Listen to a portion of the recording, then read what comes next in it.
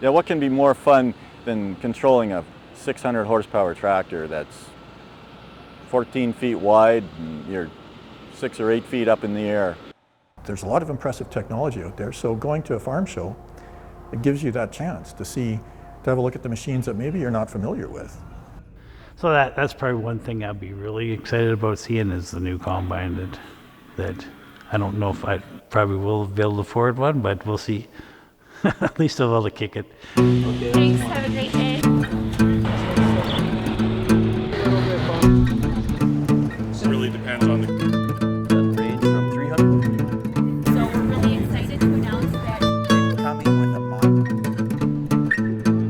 slowly clicking. A matter of For 3 days every July, a Saskatchewan village springs to life with hundreds of acres of crops, equipment, and animals, and thousands of people. This is Ag in Motion, Western Canada's largest outdoor farm show. In this series, you'll hear from the people running the show, the editors that cover this once-a-year event, the exhibitors who keep coming back, and farmers who gather to check out new farm solutions. Pulling off a show this size is no small feat. In this episode, we get a first-person look at many of the new machines that will soon be used on farms throughout Western Canada. This is the Outdoor Show, where farmers and gearheads go to see equipment, shiny new paint, and hundreds of millions of dollars worth of the newest steel available in the country. Scott Garvey, Senior Editor for Machinery and Equipment at Glacier Farm Media, is our host and self-described gearhead. He'll share what it feels like to have a license to drive these massive machines with tons of power. What does it mean to be a gearhead? I think you have to have that. You have to be able to look at a machine and see its design, its engineering, and think of that the way some art critic might look at a piece of classic art and be impressed by what you're seeing, by the ingenuity and the design and the efficiency that went into it. And I think if that grabs your attention more than a classic painting in a museum, then I think you've become a gearhead. Hundreds of specialty machines for agriculture make their way to Ag in Motion in the days leading up to the show, so farmers can see the equipment up close. It's a tricky dance of logistics and coordination. When you run a show, I should say, it's bound that something's gonna happen. One piece of equipment that was supposed to be in a booth, for some reason wasn't delivered until after our gates closed last night. So just before the show opened, we had to navigate to get that piece of equipment into the booth. And so, those types of things are things you have to deal with. But I was really proud for our team because they were able to do it without really upsetting the customers or without upsetting the farmers. So I was raised on a farm in Saskatchewan, and so I've been covering the machinery beat for Glacier for over a decade. Being a machinery editor is kind of like doing what the car guys do for Motor Trend magazine, except I do it with tractors and combines and they do it with Maseratis. I'd rather drive a tractor than a Maserati. Again, it's an opportunity for farmers to come and kick tires all in one place in one day. If they're interested in a new tractor, they can come and see all of the tractors in that category, or most of them, all in one place, in one day, at one time, talk to a product rep from each of the manufacturers, and see what's available, what's out there, and to have the space and the resources to allow exhibitors to bring as many machines as they want. Well, Ag in Motion provides a great opportunity specifically to get our customers into the units. We have farmers that ride these day in, day out, and perhaps they don't have the opportunity to see what the newest, latest, and greatest is. For example, on the skid steer I have behind me, we have our 8-inch LCD monitor that pretty much allows complete control of independent functions within this machine. So for example, if one of our clients wanted to adjust their drive from their lift from their tilt independently, we'd be able to accommodate that request. It's nice when we have the opportunity to bring our farmers and kind of show them some of the latest and greatest and the innovation that we're bringing to the table. That's part of the agriculture brand. Everything that you could possibly be interested in as a dryland prairie farmer is here. So this is your chance to come out, see it, see things that you may not have seen. A lot of manufacturers now, to their larger customers, market directly. They give them lots of heads up to new products that are coming, but if you don't fit into that category, you might not be aware of all of the new equipment that's being offered. And we're seeing more brands now from more countries coming to this region of the world and offering their equipment. Scott Carson farms nearby and makes the trek to Ag in Motion each year. It's a place where he feels at home and makes connections with his community. I find it really peaceful to go, and like there's no pressure on, like you can stop and visit with your chemical rep or your seed reps and have someone gives you a dinner ticket and they want to take you for dinner and you sit and visit with them, and it's just, I find it really relaxing, and there's no pressure. And usually the sun's shining, and it's really nice if it's a little on the wetter side. Everybody's happy. And if you're not from the farm and you don't know anything about farming, what better place to come and learn about it? Just walk around and ask, what does this machine do? What does that machine do? Why are they so big? And it works for everybody. Well, I guess my background is my strength. Growing up on the farm, I was for a while an affiliate member of the Society of Automotive Engineers. Not only do I bring some expertise from understanding mechanical systems and the chance of having spoken to the engineers and marketers that build and sell them, and I think when you combine those two things, it provides a really good foundation for reporting on them. Part of Scott's reporting duties has him getting hands-on. Today, he gets to test drive a new Kubota M7 Series tractor, a piece of equipment in Ag in Motion's Ride and Drive program for farmers at the show.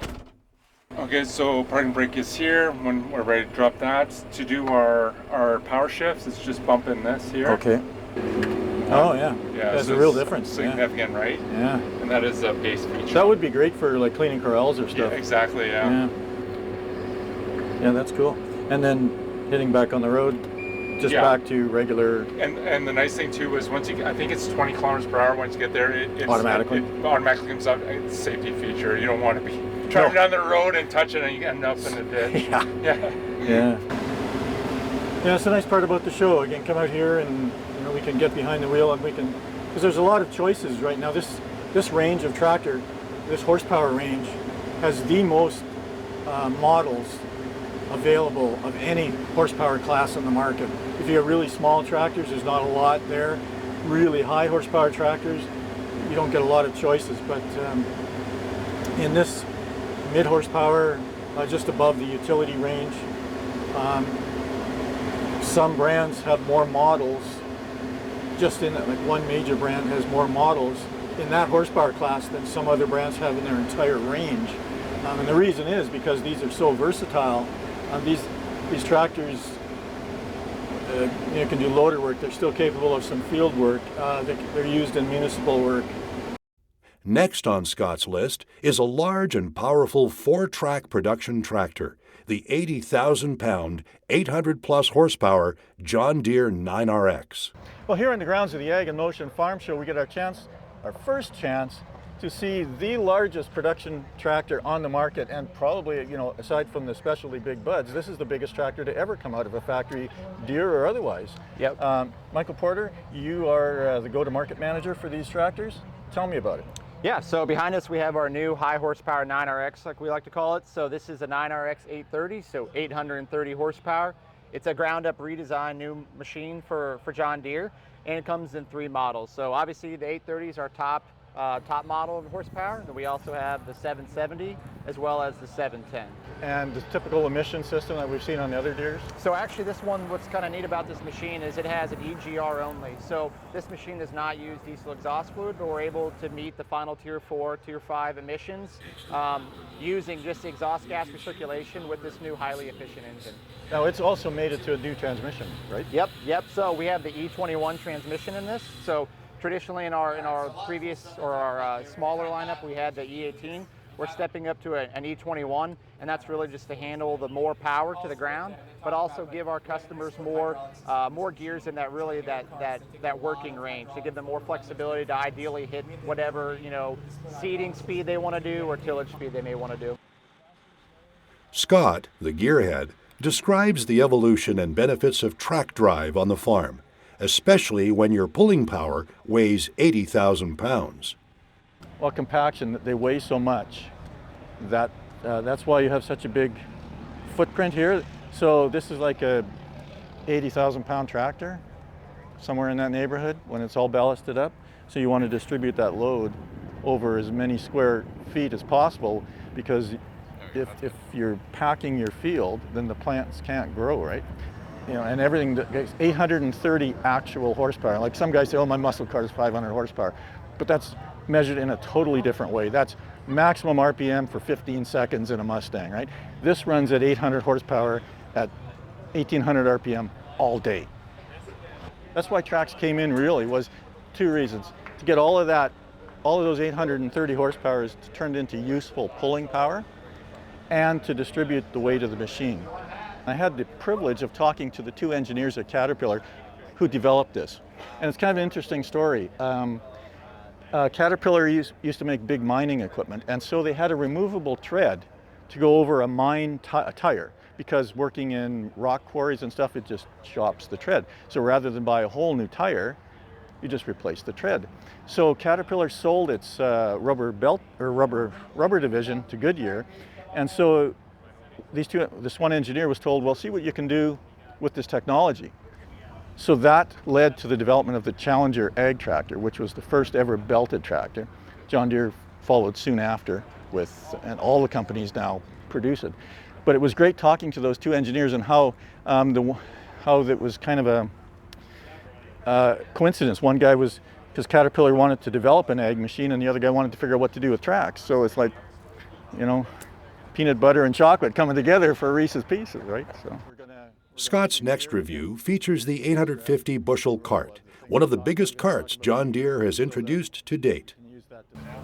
Okay, Anthony, we're here in front of Deere's biggest cart, right? The Yeah. C850T, and this line is new for this model year, right? Yeah. So tell me about the Yeah, the for 2025, we introduced the new C Series. So a new lineup of carts that range from 350 bushels all the way up to the big one, 850, in leading and trailing configurations. So really, when you think of that, we used to have the tow behind, tow between.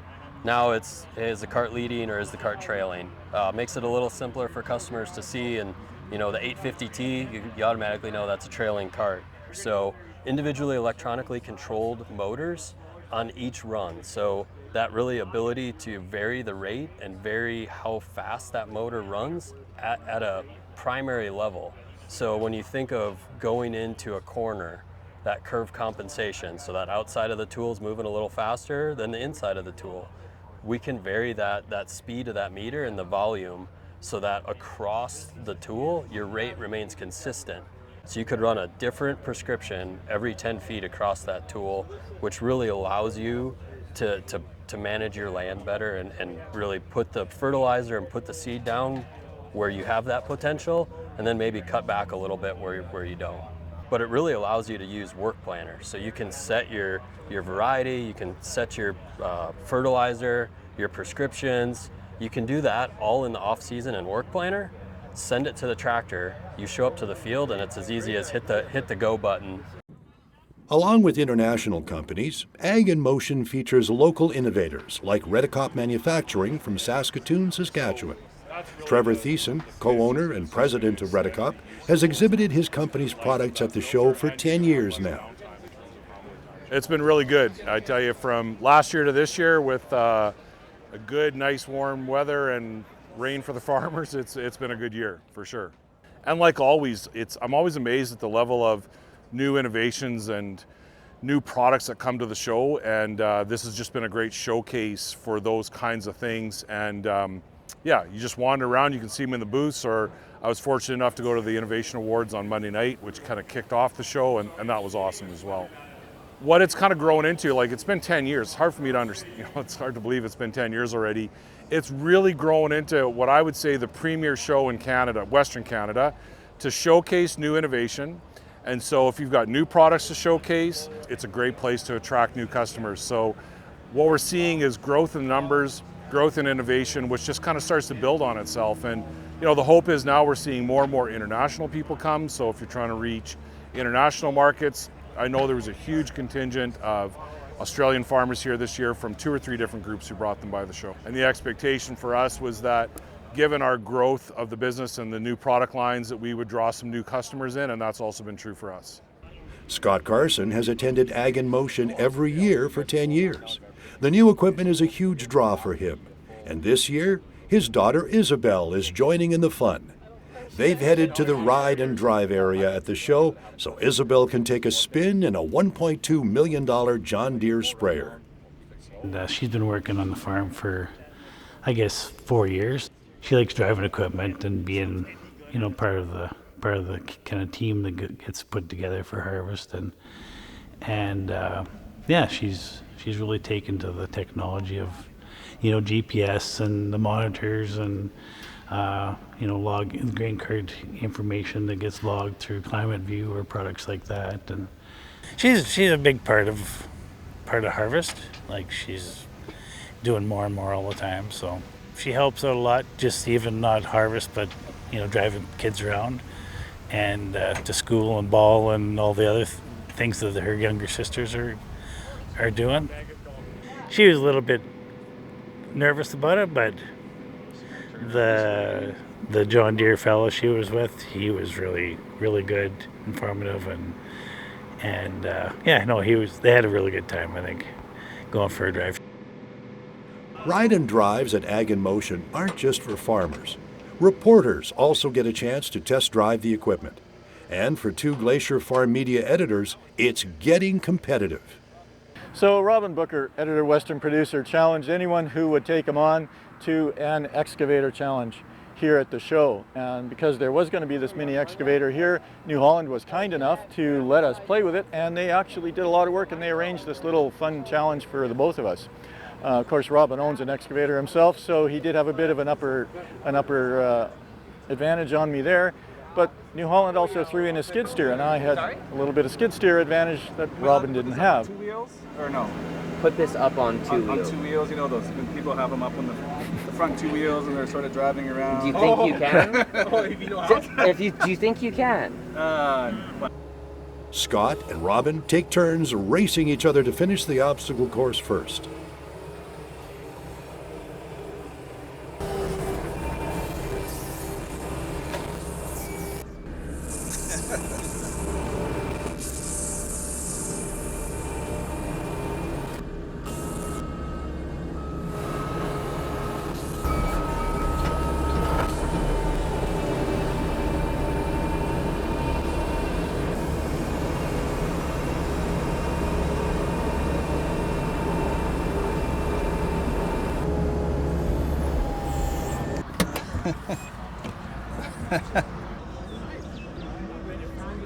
Pretty smooth, eh?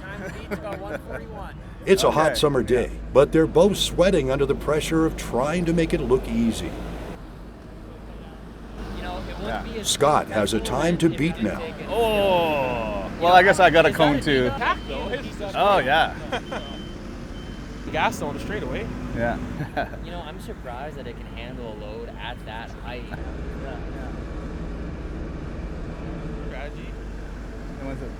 Back up. And some trash talk from Robin on the sidelines about Scott's performance isn't helping. He had that cone twice, so I feel like that should count for something. That adds a 5-second pedal. Yeah, mine just like grazed it a bit, so I don't know. It's like a 5-second pedal. Yeah.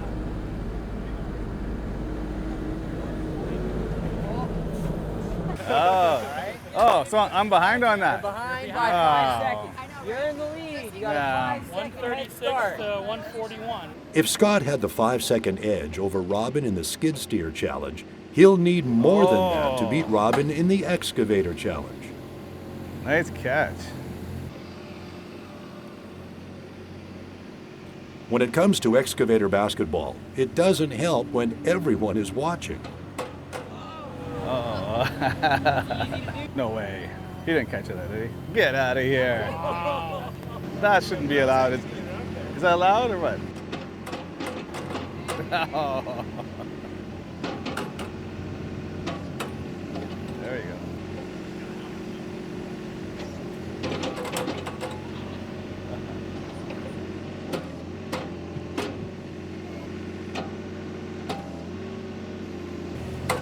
There you go.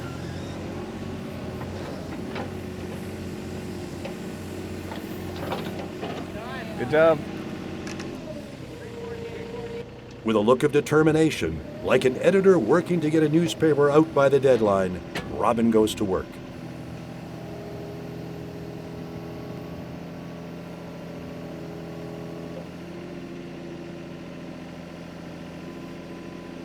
Oh, that was close. With the dunking skills of Michael Jordan, Robin throws down the challenge to Scott. Oh. Until it takes a turn.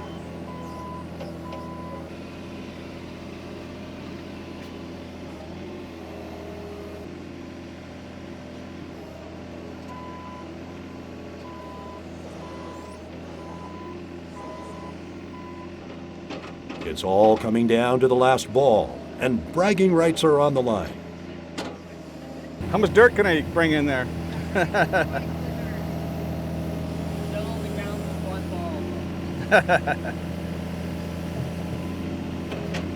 we go.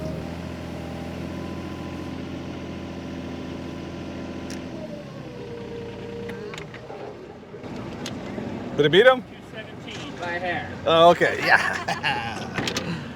Well, thanks, Scott. Yeah, I won the skid steer, Robin won the excavator, but we had a blast. Just won a skills competition with these small machines. Just great fun for a gearhead. Even after a decade of attending Ag in Motion, it never gets old for Scott. There are always new ideas waiting to surprise him, and that's part of the magic. This is, I think, the largest number of exhibitors the show has had since it started, so it's always exciting to hear that news, so there's even more to see. A lot of times we have advanced knowledge with press releases from companies that tell us what to expect to come, but in a lot of cases the smaller manufacturers, maybe even call them the mom and pop companies, they kind of surprise us. They just come. They're maybe not too familiar with the media, the marketing sort of end of things, and we're just walking down a street and we go, wow, that's interesting. And then I just want to pop in and say, so tell me about this. And it never fails at this show, there's always some of that. Ag in Motion is kind of a celebration in itself. It's we're all together taking part in this kind of a communal activity with all your neighbors and farmers you haven't met before, and just see what's new. And I would call it Disneyland for farmers. So why go to Disneyland and when you can come here and see all this interesting stuff? Next year I just want to see more of the same. I just want to see a ton of new interesting stuff like I expect there to be when I come here.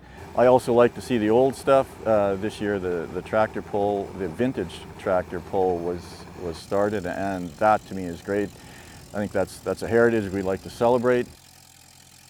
Yeah, so the end of the first day, you know, things have been really going great today. People are happy, the sun is shining, we have great crowds.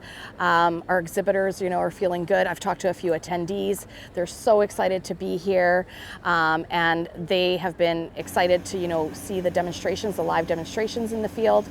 It's always great to be out here to be able to like see it, watch it move, be able to maybe even jump in the tractor or the sprayer and give it a run. So that's some of the excitement for, you know, the end of today. I didn't think I'd enjoy it as much as I did in the heat because it was awful hot. I think it was 35 or 37 or something that day. So, but yeah, it's neat to see how big it is getting, and it seems like how big can it get, but it seems to get bigger. So no, it was really enjoyable. It's always enjoyable to see people that you deal with, and you always run into some new people that you haven't crossed paths with before. So no, it was good, really good this year. I remember when Ag in Motion started out, I was here the very first year, and it was much smaller. The major brands were sort of wait and see, because for them, they have to see the value in spending all the money to come buy a booth, spend all the money of getting their staff here, and for most of the major brands that means bringing them up from the United States. Just the cost of moving the machinery in here is astonishingly high, and they have decided that this is the show to be at. They're all here now, in force. So that tells me that they see value in this show and they're committed to it. And the organizers, Rob and the team, have done a fantastic job of putting together a great show. It's well organized, and every year just gets a little better. So from my perspective, they've done an excellent job, and thanks to them for hosting it. The vastness of the show is awe-inspiring, I think, and farmers are used to vastness. Farmers spend their days in fields alone that are vast, so I think this kind of feels like home in that way. This feels comfortable and familiar. You've got tractors driving around. That feels like home, and I think farmers are fairly easy to strike up a conversation with, even if you're not a farmer, and so you tend to get that sort of small town vibe, here, because a lot of the people are rural people. So yeah, it should feel like home for farmers. Stay tuned for episode 3 of Welcome to the Farm Show, 6 inches of topsoil. Learn more about how the crops planted here in Saskatchewan help farmers decide what to plant in their quest to feed the world. Honestly, it's hard to single one thing out. Like for instance, I've walked through just about all the crop plots, and just to see what some of the new, varieties were. So I've seen quite a few new things, to be honest. So. We go through ups and downs in this business. It's trying to get farmers prepared for these changes and protect some of the risks that they take as they go into each year, planting crops and having to market them through the remainder of the year. And how did Scott feel about the experience of being in front of the camera for once? Well, this is a unique experience. I'm usually the one standing over there, interviewing somebody standing over here. So this is a bit different, but it's enjoyable.